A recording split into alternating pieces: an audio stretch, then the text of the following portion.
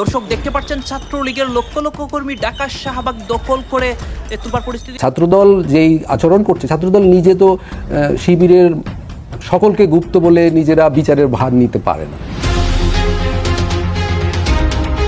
এদিকে আজ হঠাৎ ছাত্রলীগ কর্মীরা ঢাকার শাহবাগ দখল করে ছাত্রদল এবং ছাত্র শিবিরের ঝামেলায় আওয়ামী লীগ কর্মীরা বিশাল পরিকল্পনার মাধ্যমে সারা দেশে অস্থিতিশীল ঘটনা ঘটায়। এই নিয়ে বিএনপি সরকারের কাঁপুনি শুরু। নির্বাচনের প্রচারণার মাঠে সবার আগে তারেক রহমান যে গুপ্ত শব্দখানা ছুড়ে দিলেন তা যেন কথার ছলে ছোড়া কোনো পাখির পালক নয়, বরং নিঃশব্দে উড়ে আসা তীর। কাকে উদ্দেশ্য করে বলা তা বোঝার জন্য আলাদা করে ব্যাকরণ পড়তে হয় না। জনাব তারেক রহমান সাহেব উনি কয়েক বছর আগে একটা বক্তব্য দিয়েছিলেন বিদ্যুৎ সংকট নিয়ে, লোডশেডিং নিয়ে। তখন বাংলাদেশ আওয়ামী লীগ ক্ষমতায় ছিল। তৎকালীন সময়ে জনাব তারেক রহমানের বক্তব্য দেখে আমার চোখের নিচে দিয়ে উপরে দিয়ে জল পড়তেছে, বায়া বায়া পড়তেছে, নদী হয়ে গেল, খাল হয়ে গেল। তারেক জিয়ার নির্দেশনায় সালাউদ্দিন আহমেদের প্রযোজনায় শিবিরের বিরুদ্ধে ছাত্রদলের নজিরবিহীন প্যাকেজ, জামাত শিবিরের জন্য জরুরি সতর্কবার্তা। এদিকে সারা দেশে রেড অ্যালার্ট জারি। যে কোনো সময় সংসদ ভবন সহ সারা দেশে হামলার ভয়াবহ চক্রান্ত ফাঁস। ফিরছে শেখ হাসিনা, 144 ধারা জারি। মাঠে নেমেছে ছাত্রলীগের গেরিলা বাহিনী। প্রথম ধাক্কাতেই পতন ঘণ্টা বাজতে পারে বিএনপি সরকারের। ছাত্রলীগ এবং আওয়ামী লীগের একশনে আজকে বিএনপি সরকারের পতনের ঘণ্টা বাজতে শুরু হয়েছে। আপনারা দেখেছেন ছাত্র শিবির এবং ছাত্র দলের ঝামেলা গত 4 দিন যাবৎ হচ্ছে। আজকে আবারও শাহবাগ উত্তাল হয়ে শাহবাগ সম্পূর্ণ দখল করে ফেলে ছাত্রলীগ। আপনারা সম্পূর্ণ ভিডিও দেখবেন। সর্বশেষ তারেক রহমানের কাঁপুনি শুরু হয় এই অ্যাকশনগুলো দেখে, এবং জামাতেরও কিন্তু কপাল খুলে যায়। অসংখ্য মানুষ, অসংখ্য নেতাকর্মী দেশে থেকেও আওয়ামী লীগকে সহযোগিতা করতেছে এখন, সেইটাও দেখতে পারবেন। আর সুন্দর শ্রোতা, আমরা কথা বাড়াচ্ছি না, আমরা সরাসরি ভিডিওর মূল আলোচনায় চলে যাচ্ছি। এরই মধ্যে কয়েকটা ইম্পর্টেন্ট ক্লিপ দেখাবো, যে ক্লিপগুলো দেখলে আপনারা অবাক হতে বাধ্য হবেন। নির্বাচনের প্রচারণার মাঠে সবার আগে তারেক রহমান যে গুপ্ত শব্দখানা ছুড়ে দিলেন তা যেন কথার ছলে ছোড়া কোনো পাখির পালক নয়, বরং নিঃশব্দে উড়ে আসা তীর। কাকে উদ্দেশ্য করে বলা তা বোঝার জন্য আলাদা করে ব্যাকরণ পড়তে হয় না। আমাদের এই উপমহাদেশে ইশারাই যথেষ্ট, বাকিটা শ্রোতার বুদ্ধির উপর ছেড়ে দেওয়া হয়। প্রতিপক্ষকে কুপকাত করতে শব্দের এই গুপ্তচর বৃত্তি নতুন কিছু নয়। রাজনীতির আঙিনায় ভাষা বরাবরই কখনো তরবারি, কখনো বিষ।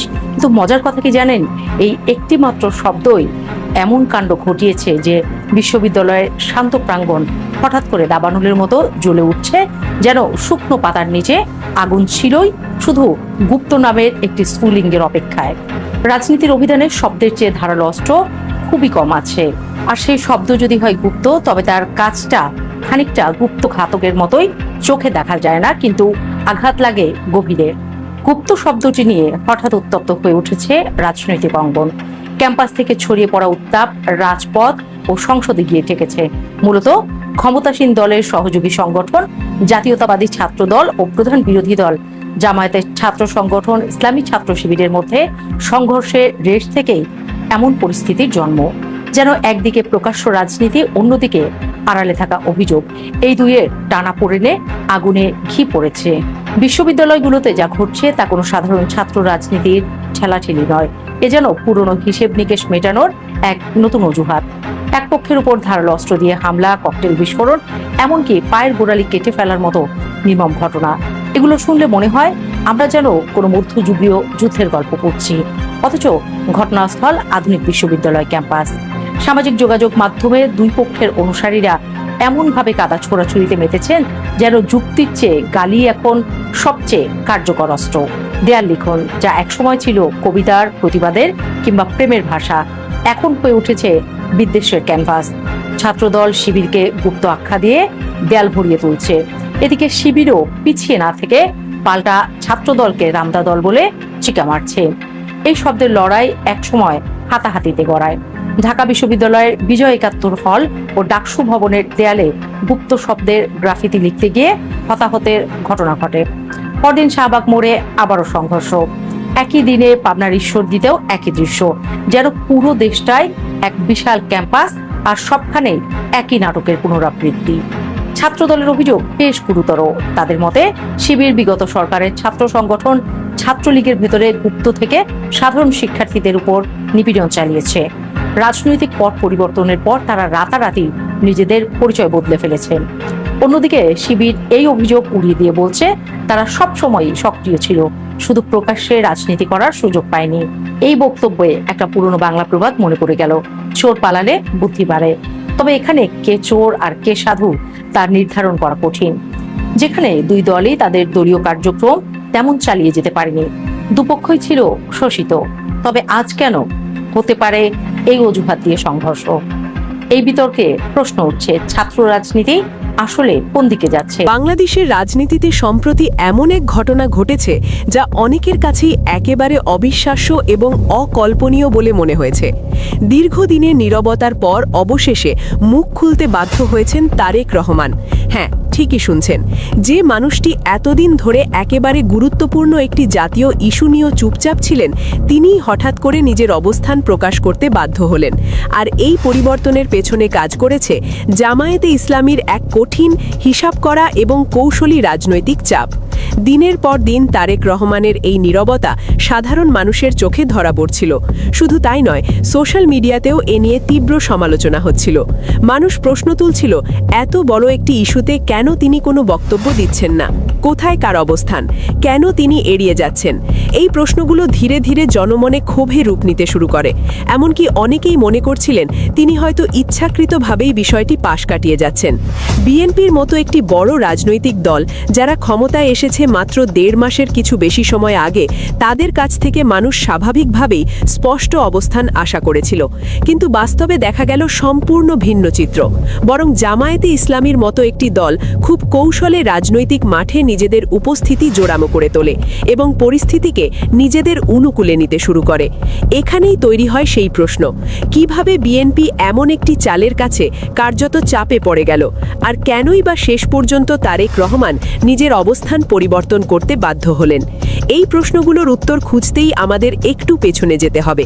সাম্প্রতিক সময়ে জুলাই সনদ নামে একটি গুরুত্বপূর্ণ বিষয়কে কেন্দ্র করে সারা দেশে ব্যাপক আলোচনা শুরু হয়। শুধু সাধারণ মানুষের মধ্যেই নয়, এই ইস্যুটি জাতীয় সংসদ পর্যন্ত গড়ায়। এমনকি সংসদের অন্যান্য কার্যক্রম স্থগিত রেখে এই বিষয় নিয়ে 2 দফা বিস্তারিত আলোচনা হয়, একবার সরকারি দলের প্রস্তাবে, আরেকবার বিরোধী দলের উদ্যোগে। তারিখও নির্দিষ্ট, 31 এবং 5। কিন্তু অবাক করার মতো বিষয় হলো, এই গুরুত্বপূর্ণ আলোচনার দিনগুলোতে তারেক রহমান ছিলেন সম্পূর্ণ নীরব। তিনি একটি শব্দও উচ্চারণ করেননি। এমনকি যখন পুরো দেশ এই ইস্যু নিয়ে উত্তপ্ত, তখনও তার কাছ থেকে কোনো প্রতিক্রিয়া পাওয়া যায়নি। এই নীরবতা সাধারণ মানুষের কাছে ধীরে ধীরে রহস্যময় এবং বিরক্তিকর হয়ে ওঠে। এর ফলও খুব দ্রুত দেখা যায়। সোশ্যাল মিডিয়ায় শুরু হয় তীব্র সমালোচনা। কেউ কেউ তাকে ব্যঙ্গ করে বোবা প্রধানমন্ত্রী বলতেও শুরু করে, আবার কেউ কেউ তার নেতৃত্বের সক্ষমতা নিয়েও প্রশ্ন তোলে। অনেকে সরাসরি তার শিক্ষাগত যোগ্যতা নিয়ে মন্তব্য করে বলেন, এত জটিল বিষয় কি তিনি আদৌ ব্যাখ্যা করতে সক্ষম? আরও কঠিন ভাষায় কেউ কেউ অভিযোগ করে বসেন যে মুখস্থ স্ক্রিপ্ট ছাড়া তিনি নিজে থেকে কিছু বলতে পারেন না। এই ধরনের তীব্র সমালোচনা, ব্যঙ্গ এবং প্রশ্নের মুখে পড়েও দীর্ঘ সময় পর্যন্ত তিনি নীরব ছিলেন, যা পরিস্থিতিকে আরও জটিল করে তোলে। শুধু সাধারণ মানুষ নয়, বিরোধী দলের নেতারাও সংসদের ভেতরে বারবার এই বিষয়টি তুলতে থাকেন। তারা প্রশ্ন করেন, সংসদ নেতা উপস্থিত থাকা সত্ত্বেও কেন তিনি কোনো বক্তব্য দিচ্ছেন না? কেন এই গুরুত্বপূর্ণ বিষয় তিনি নিশ্চুপ? সংসদের ভেতরে এই নিয়ে তুমুল তর্ক বিতর্কও হয়েছে, কিন্তু তাতেও যেন কোনো পরিবর্তন আসেনি। তারেক রহমান তখনও নিজের অবস্থানে অটল ছিলেন, নীরব, সংযত এবং প্রকাশ্যে কোনো মন্তব্য থেকে বিরত। কিন্তু রাজনীতির মাঠে সবকিছু এক অবস্থায় থাকে না, পরিস্থিতি দ্রুত বদলে যেতে পারে। আর ঠিক সেটাই ঘটল যখন জামায়াতে ইসলামী সরাসরি মাঠে নামার সিদ্ধান্ত নিল। পরিস্থিতির মোড় ঘুরতে শুরু করে ঠিক তখনই যখন জামায়াতে ইসলামী বুঝতে পারে বিএনপি জুলাই সনদ ইস্যুতে স্পষ্ট অবস্থান না নিয়ে এক ধরনের টালাবাহানা করছে। এই উপলব্ধি থেকেই তারা আর অপেক্ষা না করে সরাসরি মাঠে নামার সিদ্ধান্ত নেয়। তবে তাদের এই নামা ছিল কোনো হঠকারী বা আবেগ নির্ভর পদক্ষেপ নয়, বরং ছিল অত্যন্ত পরিকল্পিত, সুসংগঠিত এবং কৌশলগত। জামায়াত দেশের বিভিন্ন জেলায় জেলায় কর্মসূচি শুরু করে। কিন্তু লক্ষণীয় বিষয় হলো, এটি ছিল না প্রচলিত অর্থে ভাঙচুর, অগ্নিসংযোগ বা সহিংসতার কোনো আন্দোলন, বরং তারা বেছে নেয় সম্পূর্ণ ভিন্ন একটি পথ। তারা গণসংযোগ শুরু করে, মানুষের দ্বারে দ্বারে পৌঁছে যায়, লিফলেট বিতরণ করে, ছোট ছোট সেমিনার ও আলোচনা সভার আয়োজন করে, অর্থাৎ তারা সরাসরি জনগণের মন জয় করার দিকে মনোযোগ দেয়। এই পদ্ধতিটি ছিল অত্যন্ত কার্যকর, কারণ তারা শুধু আন্দোলনই করেনি, বরং একটি নির্দিষ্ট বার্তা খুব পরিষ্কারভাবে মানুষের কাছে পৌঁছে দিতে পেরেছে। আর সেই বার্তাটি ছিল বিএনপি এবং তার নেতৃত্বকে ঘিরে। তারা সাধারণ মানুষের মধ্যে এই ধারণা ছড়িয়ে দিতে সক্ষম হয় যে বিএনপি প্রতিশ্রুতি রক্ষা করে না, তারা দ্বিচারিতা করে এবং তাদের রাজনৈতিক অবস্থান বিশ্বাসযোগ্য নয়। গতকাল বাংলাদেশ পুলিশের হেডকোয়ার্টার্স একটা বিজ্ঞপ্তি দিল যে বাংলাদেশের একাধিক রাষ্ট্রীয় স্থাপনায় হামলা হবার একটা সম্ভাবনা আছে।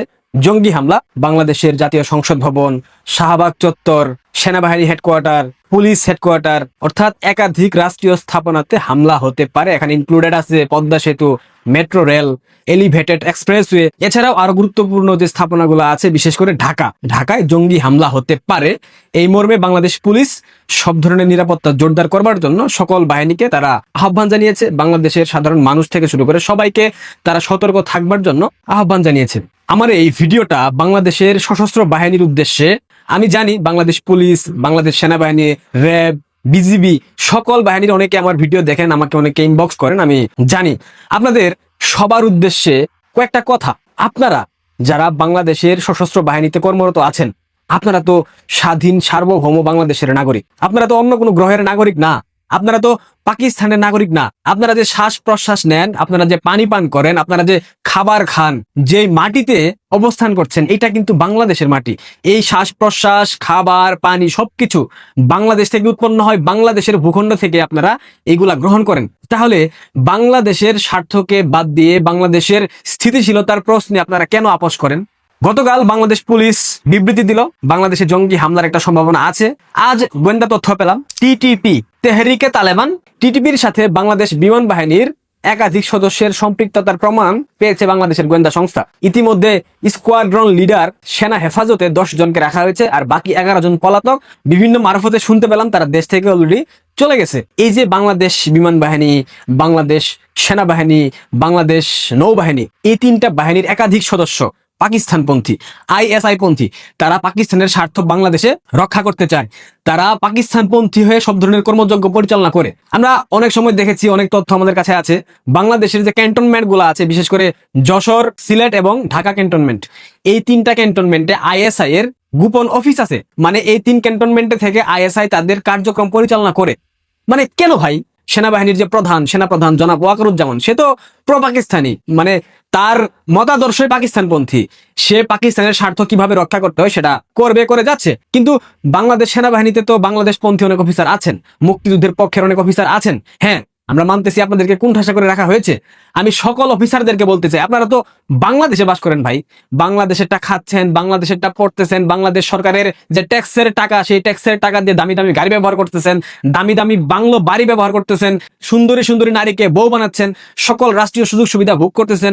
রাষ্ট্রের প্রথম শ্রেণীর নাগরিক হিসেবে আপনারা সব ধরনের রাষ্ট্রীয় সুযোগ সুবিধা পেয়ে থাকেন। আপনাদের নিম্নাঙ্গের যে আছে, ওইটা চাচার জন্য যে ব্লেডের দরকার, ওই ব্লেডের টাকাটাও সরকার আপনাদেরকে দেয়। ভুল বললাম? আর স্পষ্ট ভাষায় বলবো, আপনাদের কাটার যে ব্লেড, ওইটার টাকাও সরকার আপনাদেরকে দেয়। আপনারা কি পাচ্ছেন না? আপনারা দুবেলা দুমুঠো ঠিক মতো খাইতে পারেন না? পারেন তো, অনেক ভালো খান। রাষ্ট্রের অন্যান্য নাগরিকদের থেকে, অন্যান্য শ্রেণী পেশার যারা চাকরিজীবী আছে তাদের থেকে আপনারা অনেক ভালো আছেন।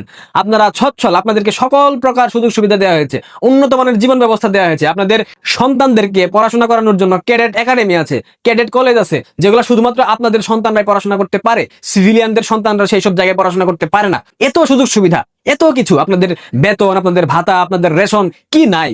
সবকিছু আছে।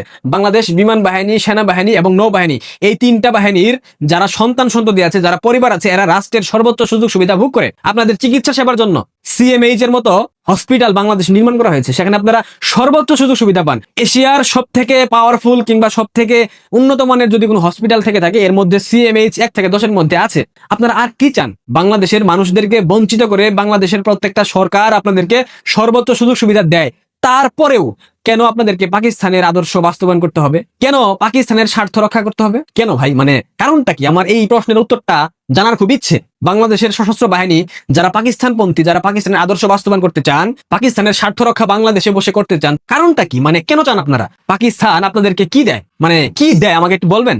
আপনাদের মনের মধ্যে তো পাকিস্তান প্রেম কেন? রিজনটা কি? সবকিছু তো বাংলাদেশ দেয়। পাকিস্তানের গোয়েন্দা সংস্থা ISI কি আপনাদেরকে অতিরিক্ত অর্থ দেয়? দিতেই পারে, কিন্তু যেটার জন্য দর্শক আপনারা তো দেখলেন এখানে কি কথা হচ্ছে, অনেকেই কিন্তু অনেক কথা বলতেছে। বিশেষ করে এইখানে দেখতে পাচ্ছি আমরা যে ছাত্রদল এবং ছাত্র শিবিরের যে একটা জামালকে কেন্দ্র করে অসংখ্য ঘটনা ঘটতেছে এবং দেশের রাজনীতির প্রেক্ষাপটে বা বিএনপি সরকারের বিরুদ্ধে অনেকে কথা বলে গেছে। এই বিষয়গুলো দেখে এবং দেশের রাজনীতির প্রেক্ষাপটগুলো নিয়ে আপনার মন্তব্য কি? আপনার গুরুত্বপূর্ণ মন্তব্যটা অবশ্যই আপনারা আমাদের কমেন্ট বক্সে লিখে যাবেন। সর্বশেষ আপনাদের কাছে আমাদেরকে রিকোয়েস্ট থাকবে, আপনারা আমাদের চ্যানেলের নতুন দর্শক হয়ে থাকলে চ্যানেলটি সাবস্ক্রাইব করবেন এবং পাশে থাকা বেল বাটনটি বাজাবেন, যাতে করে নেক্সট ভিডিওটা সবার আগে আপনাদের কাছে পৌঁছে যায়। ধন্যবাদ।